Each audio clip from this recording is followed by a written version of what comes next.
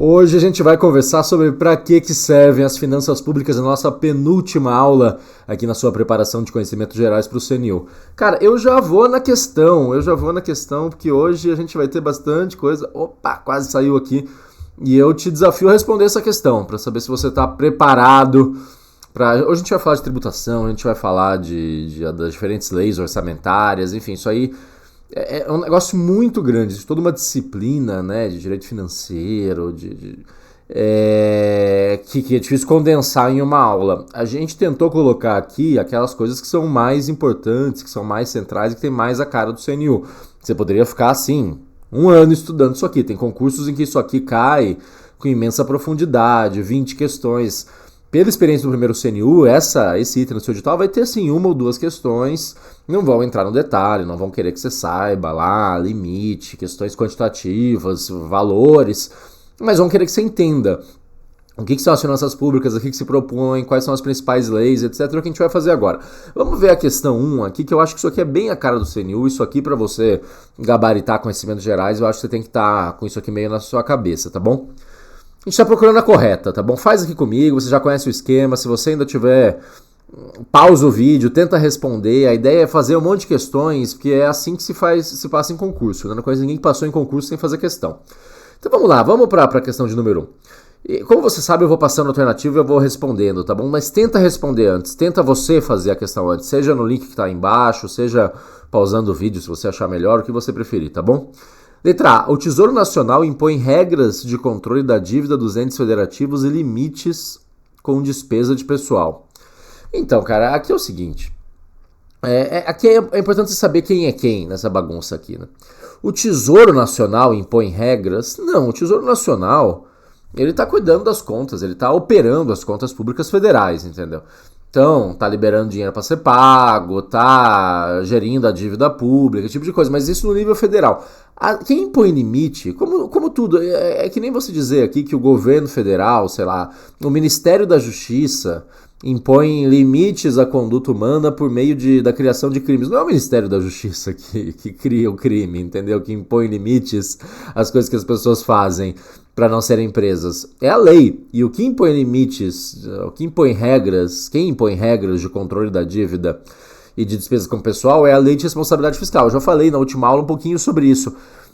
Existe uma lei de responsabilidade fiscal que é do ano 2000, do começo dos anos 2000, que tenta resolver o seguinte problema: os estados, acima de tudo, mas também o governo federal, gastavam como se não houvesse amanhã. O cara que era governador lá, principalmente quando ia chegando perto da eleição, achava que a solução para a vida era gastar. E aí a bomba fiscal, né, e muitos estados quebraram de fato. Você deve ter acompanhado um pouco essa história, talvez dependendo da sua idade. Rio de Janeiro, Minas Gerais, Rio Grande do Sul, esses estados tinham problemas assim fiscais muito grandes, não sobrava dinheiro.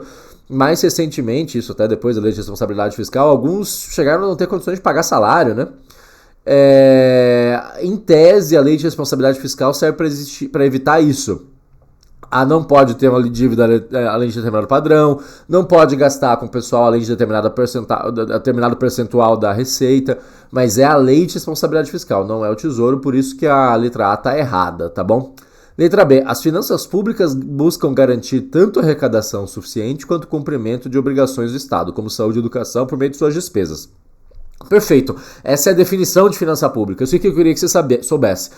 Finança pública é olhar tanto para arrecadação, quanto dinheiro o Estado está ganhando, quanto dinheiro está cobrando, acima de tudo em tributos, mas também a gente vai ver que tem outras formas de o Estado se financiar, e também no cumprimento das obrigações, quanto que está gastando em saúde, em educação, e tudo que o Estado gasta. A gente olha as finanças públicas do ponto de vista da receita, tá bom? E a gente vai ver que no orçamento a receita ela é estimada, e da despesa, a gente vai ver que a despesa é fixada, né? Porque você não tem tanta certeza sobre quanto que você vai arrecadar, depende da atividade econômica, etc. Mas você pode saber quanto que você vai gastar, então você fixa a despesa. Isso é a coisa que você precisa saber de finança pública, assim. Se alguém parar você na rua e perguntar finança pública, você responde isso, é a arrecadação e a despesa, tá certíssimo. A B é a nossa resposta, tá bom? Vamos ver porque que a C, a D e a E estão erradas. Letra C. Conforme a Constituição, o planejamento é dever do Estado, sendo determinante para o setor privado. Não. A Constituição fala que o planejamento é sim um dever do Estado, mas ele é determinante para o setor público e indicativo, ele é sugestivo, né, para o setor privado. Ou seja, tem um planejamento estatal, obviamente os órgãos do governo vão seguir aquele planejamento, a gente vai ver alguns instrumentos, a gente vai ter uma questão aí sobre o PPA, né, que é o Plano Plurianual, por exemplo, mas obviamente o setor privado não é obrigado a seguir as coisas que o governo planeja, tá bom? O setor privado toca a sua vida. Letra D. O aumento da dívida soberana se relaciona com uma ampliação da confiança dos agentes econômicos. A dívida soberana é a dívida do governo, né? O governo tem uma dívida crescente, aliás, o governo, no caso do Brasil, quase, acho que está em 80% do PIB, alguma coisa assim, é bem alta.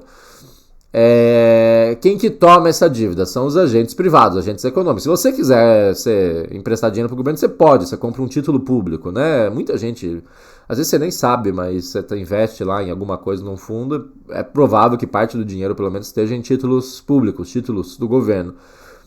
Se a dívida vai aumentando, a confiança desses agentes de que o governo vai ter capacidade de pagar diminui, certo? Se amanhã o governo está completamente endividado, você começa a ficar preocupado, fala, isso aí eles não vão conseguir pagar, não vai ter capacidade de caixa de pagar a dívida. Se a dívida é pequena, você pensa, não, tudo bem, está sob controle, o governo tem capacidade, está dentro dos limites da responsabilidade. Então é o contrário aqui, né? O aumento da dívida soberana se relaciona com a redução da confiança dos agentes públicos, tá bom? Dos agentes públicos, desculpa, dos agentes econômicos.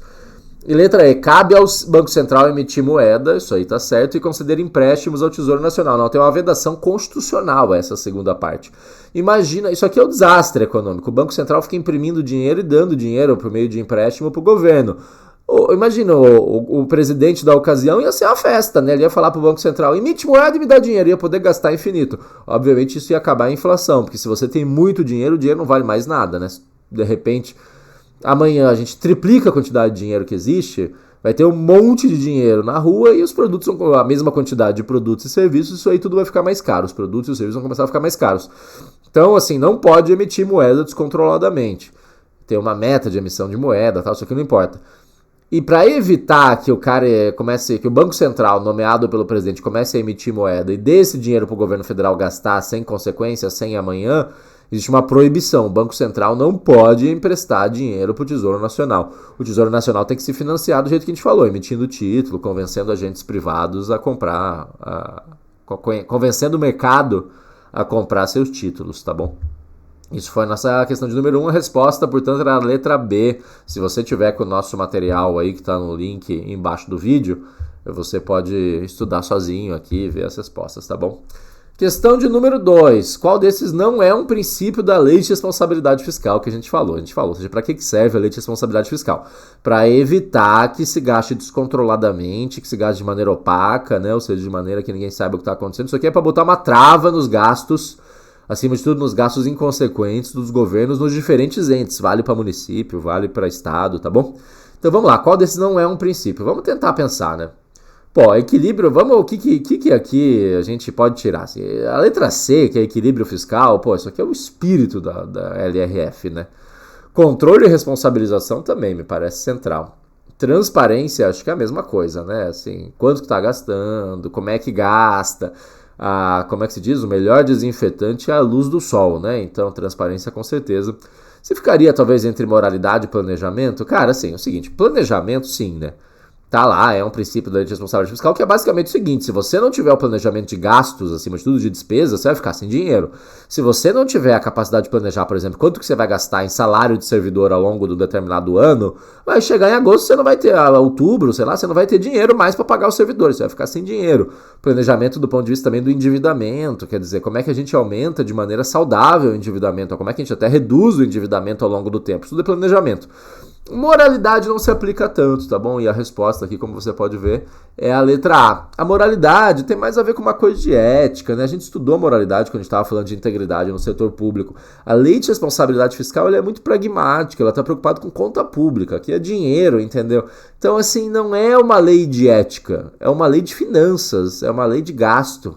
É claro que tudo que faz a administração pública envolve moralidade, a gente já estudou isso aí, a moralidade, né, digamos, atravessa todas as áreas da administração pública, mas a lei de responsabilidade fiscal não está preocupada com integridade, com ética, ela está preocupada em fazer que o cara não gaste muito dinheiro. Ele pode gastar muito dinheiro e dando essas coisas andam mais ou menos juntos, mas não é 100%, entendeu? Um governo muito gastão, ele pode até defender que aquilo faz parte de uma visão ética, íntegra, de gastar com as pessoas, de reduzir as desigualdades sociais, etc, tá bom? A lei de responsabilidade fiscal, ela é fiscal, tá bom? Ela não é voltada para moral. Então a letra 2 é a letra A. Agora a gente vai começar a falar de tributação. A gente falou, então, na primeira questão de uma ideia geral de finanças públicas. O que é finanças públicas? Eu te falei que tem tributação e tem despesa. A gente falou um pouquinho aqui, a gente vai voltar a falar sobre a lei de responsabilidade fiscal, para você entender. Eu não acho que eles vão entrar no detalhe, até porque a sua prova não é uma prova sobre lei de responsabilidade fiscal. Não, acho que não vão te perguntar qual que é o limite, mas podem perguntar, a FGV pode fazer tudo, mas assim, não tem cara de CNU ficar perguntando porcentagem de gasto, ou quando é que faz determinada, qual que é o relatório específico que tem que ser feito. Eu acho que eles podem te perguntar princípios e podem perguntar algumas outras coisas que a gente vai ver pra frente, tá bom? Tributação. Qual destas não é uma finalidade da tributação? Aí, para que serve a cobrança de imposto? Tá bom? Você vai me dizer.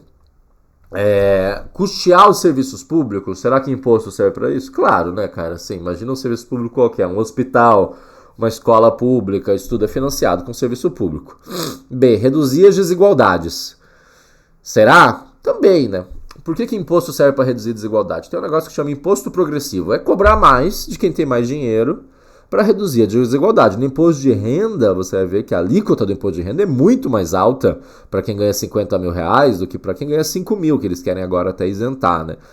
Em tese, a tributação, se ela fosse progressiva, se você cobrasse mais imposto de quem tem mais, ela reduz a desigualdade na medida que você tira dinheiro daquele cara que tem muito dinheiro e dá para o governo que supostamente vai investir em serviços públicos, em atividades que são de interesse da coletividade, transferência de renda, essas coisas.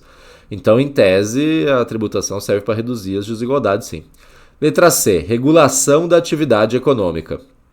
Será? Isso sim, né? Porque a gente tem um monte de isenção de imposto.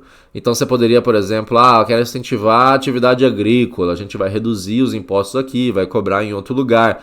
Ou, que tem a ver, a C e a D andam muito juntas, tá bom? A regulação da atividade econômica e desestimular produtos nocivos. Por exemplo, imposto sobre cigarro é altíssimo, porque você quer regular, você quer evitar que as pessoas consumam aquele tipo de produto, que é visto como produto nocivo, e você quer beneficiar outro. Então, você poderia ter uma alíquota muito baixa para a cesta básica, por exemplo. Você quer que as pessoas comprem comida, comprem comida e não cigarro. Então, a atividade econômica ela é toda regulamentada. Você tem, por exemplo, imposto de importação, porque você quer evitar a importação de determinados produtos para incentivar a indústria nacional, a economia nacional. Isso é regulação da atividade econômica, tá bom? Então, C tá certa, a D tá certa também. Tem outros produtos, né? Por exemplo, bebida alcoólica paga bastante imposto, etc, né? Você não quer que as pessoas saiam bebendo.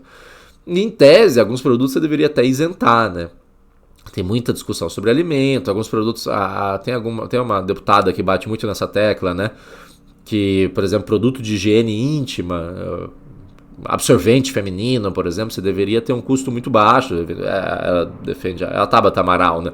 Ela defende até que o governo deveria distribuir amplamente de graça, tal, porque a menina lá... Imagina, a menina de 15 anos lá, que menstrua tal, e não tem condições, vai para a escola, às vezes deixa de ir para a escola porque não tem como comprar absorvente, essas coisas, porque obviamente, né, não vai ficar, é um constrangimento, e até como é que ela vai ficar menstruada no meio da escola tal. Então você deveria ter um imposto zero sobre isso, eventualmente até ter um incentivo para a produção dessas coisas, o preço mais baixo possível, tá bom? E promover a estabilidade monetária. Não, isso aqui não, né? O que é estabilidade monetária? Cuidar da moeda, evitar a inflação. Acima de tudo, evitar a inflação, tá bom? Preservar o valor da moeda.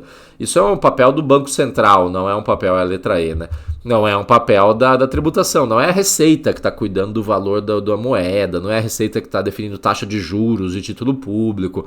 A estabilidade monetária, proteger o real, no nosso caso, de se tornar uma moeda inútil, porque ela foi corroída pela inflação, não é uma finalidade da tributação. Aqui é a política monetária, tá bom? No Brasil é feito pelo Banco Central. Então a letra E. Vamos para a questão de número 4. Agora a gente vai entrar nas espécies tributárias, você saber o que é cada tributo. Isso aqui é um começo de direito tributário, mas assim, bem no começo, para você saber o que é cada um, tá bom? Então a gente está procurando a correta. Vamos lá, letra A. Impostos são tributos vinculados a uma atuação estatal específica, cobrados em razão de serviço prestado ou colocado à disposição do contribuinte. Não, isso aqui é uma taxa. Tá bom. Qual que é a especificidade de imposto? A gente tem um quadro teórico aqui que vai nos ajudar. Cara, imposto, ele não é vinculado, ou seja, ele não depende de uma atividade estatal específica. Mas você vai falar, mas o IPVA é o imposto e ele está relacionado aos carros, mas isso é a cobrança, isso é o fato gerador do imposto, é ter um carro, ser proprietário de um carro paga o IPVA. Mas aquele dinheiro não tem direção. O dinheiro do IPVA pode ser gasto com qualquer coisa, pode ser gasto com salário de servidor, pode ser gasto com escola, pode ser gasto para pagar dívida, pode ser gasto inclusive com coisas relacionadas a carro, tipo asfaltamento e tal. Mas toda vez que um idiota fala, eu pago IPVA, mas eles não asfaltaram, isso não faz sentido nenhum, porque o imposto não é o IPVA sendo um imposto, assim como o IPTU, assim como o imposto de renda, assim como o ICMS, né, que é o imposto de circulação de mercadorias e serviços. Ele não é direcionado para alguma coisa, ele não é vinculado a um gasto específico, a uma atuação estatal específica. Ele usa o imposto para gastar qualquer coisa. Entrou no caixa do governo, virou dinheiro, já era, entendeu? Ele tem um fato gerador, que é essa manifestação de riqueza, ou seja, qual que é a manifestação de riqueza no imposto de renda? A renda, ganhar, a fruir renda. IPTU, ter um imóvel, IPVA, ter um carro, né, um veículo automotor, mas isso é só o fato gerador, isso é só definindo quem paga, não é definido para onde que vai o dinheiro. O que é vinculado a uma atuação estatal específica é a taxa. Então você vai lá, paga uma taxa de expedição de passaporte, aquele dinheiro vai para fazer o seu passaporte. Você paga uma taxa de lixo, depois a gente vai falar sobre essa questão, vai lá para o recolhimento de lixo. Aí é uma prestação de serviço público específico e divisível, tá bom? Ou poder de polícia, enfim, não vou entrar nos detalhes, mas o que você tem que saber na sua cabecinha é assim, taxa é vinculada a alguma coisa, a uma prestação de serviço específica. Pensa no exemplo da taxa que você paga para emitir o passaporte. Imposto não, imposto é um negócio que basta você ser riquinho, porque você tem alguma coisa lá que fala que você tem um dinheirinho, que você vai pagar imposto. Vamos voltar para a questão. Errado. Imposto não é vinculado. Letra B. Taxas constituem tributos cuja obrigação tem por fato gerador uma situação independente de qualquer atividade estatal específica, representando a principal fonte de renda do Estado. Aqui é o imposto, né? Então a A e a B tá trocado. A B é imposto e a A é taxa, tá bom? C. Contribuições de melhoria. São tributos, esse é um tributo pouco... Isso aqui é importante, né? Tributo é o guarda-chuva e aí a gente tem as diferentes tipos de tributo. Imposto é um tipo de tributo, taxa é um tipo de tributo, contribuição de melhoria é um tipo de tributo. Então tributo é tudo e cada um desses é um tipo, tá bom? Contribuição de melhoria. São tributos cobrados de proprietários de imóveis que se valorizem em decorrência de obras públicas realizadas pelo Estado. É verdade, isso é a definição de contribuição de melhoria. Vai lá o governo e faz uma grande obra rodoviária perto da sua casa que vai valorizar, ela pode dividir o valor daquela obra, por incrível que pareça, e cobrar de cada um dos proprietários, ou cobrar um pedaço no limite do valor da valorização do imóvel, tá bom? Mas se é fato que o seu imóvel se valorizou em função de alguma obra, de alguma melhoria, né, alguma obra pública realizada pelo Estado na região do seu imóvel, então, por exemplo, o asfaltamento, ele pode ir lá e cobrar de você, tá bom? Na prática é pouco comum, tá previsto, tá na Constituição, tá no Código Tributário, mas é pouco comum porque é muito impopular, muito impopular. O pessoal odeia isso aqui e tal. Tem que ser, se você for prefeito e quiser cobrar a contribuição de melhoria, você tem que ser muito corajoso. Provavelmente vai perder muito voto. Mas tá previsto, é importante, tá bom? Letra E. Empréstimos compulsórios são receitas patrimoniais derivadas da exploração de bens públicos cuja arrecadação se destina ao custeio ordinário da máquina estatal. Não, isso aqui é receita patrimonial, mas isso empréstimo compulsório não. Receita patrimonial não é nem tributo, né? Por exemplo, tem lá o governo tem uma estrada e ele cobra pedágio. Isso é uma receita patrimonial. Ou, sei lá, o governo aluga um imóvel, tá bom? Mas não, empréstimo compulsório é o seguinte, em algumas situações previstas na Constituição, tipo uma guerra, uma calamidade pública, ou uma coisa um investimento urgente e tal, o governo pode estabelecer alguns empréstimos compulsórios, ou seja, cobrar um empréstimo obrigatório das pessoas e depois devolver o dinheiro. Não é muito comum, é impopular também, foi feito muito tempo atrás e tal, mas não é uma receita patrimonial, tá bom? É considerado um tributo, tá previsto na Constituição. E letra E, receitas de contribuições especiais têm natureza contratual e dependem da anuência expressa do contribuinte, destinando-se a custear serviços públicos específicos e divisíveis. Não. Essas contribuições especiais são normalmente de competência da União e são tributos criados para uma finalidade específica. Vamos ver aqui no nosso quadro para você ver. Então, por exemplo, contribuição previdenciária é uma contribuição, né, aquela que você paga, o pessoal chama de INSS. A CID combustíveis, que vai dentro, toda vez que você compra, você abastece seu carro com gasolina no posto, você está pagando o CID combustíveis. As contribuições do sistema S, tipo Senai, SESI, Senac, tá bom? Mas eles não são, a questão falava que elas eram contratuais e, portanto, opcionais. Não, são obrigatórios. Vamos pensar no exemplo da CID combustíveis ou da sua contribuição para o INSS, né? Não depende da anuência específica, vai ser cobrado. Você não vai chegar no posto e falar, minha CID combustíveis eu quero que não seja cobrado. A diferença para os impostos é que elas têm, elas são criadas para uma finalidade específica, né? São vinculadas a alguma coisa. Então, por exemplo, a CID combustíveis tem uma destinação muito clara. No caso da contribuição previdenciária, é para pagar a aposentadoria das pessoas, enfim. Eu não acho que eles vão entrar no detalhe de cada uma das contribuições. O que eu acho importante você saber é que as contribuições especiais existem, em geral são da União, e elas são obrigatórias, elas são mandatórias. Pensa na contribuição previdenciária ou na tal da CID combustíveis, que é a contribuição sobre intervenção no domínio econômico, né? Que você não vai sofrer. O que é o mais importante aqui? Eu acho que é você diferenciar imposto de taxa, tá bom? São as duas coisas mais clássicas, assim, as mais... eu acho que se eles forem cobrar alguma coisa, eu acho que pode ser... Claro, pode acontecer qualquer coisa que eu tô falando. Eu não elaboro a prova, né? Então, o que eu falo aqui não tá escrito em pedra. Mas eu acho que a diferença de imposto e taxa são as coisas, é o mais central. E aí eu sugiro que você pegue a nossa tabelinha aqui, o nosso quadro teórico... E quando você estiver no conforto do seu lar, antes da prova, revisa, olha isso aqui, tá bom? Refaz essas questões. O material tá todo bonitinho, prontinho para você usar, tá aí o link embaixo do vídeo, tá bom? Para você ter isso aqui. Bueno? Então tá bom. Questão de número 5 agora, vamos lá. Aqui a gente quer saber de quem que é a competência para cada tributo, tá bom? Também é um negócio... relativamente básico, que talvez você até já saiba da sua vida pretérita, então vamos fazer rapidinho aqui. Procurando a alternativa correta, tá bom. Letra A, o Imposto sobre Produtos Industrializados, nosso querido IPI, é de competência estadual? Não, aí não, né? Aí já tá errado. E o IPI é federal, tá bom? E incide sobre operações relativas à circulação de mercadorias. Não, a circulação de mercadorias é o ICMS. O IPI é da produção de produtos industrializados, né?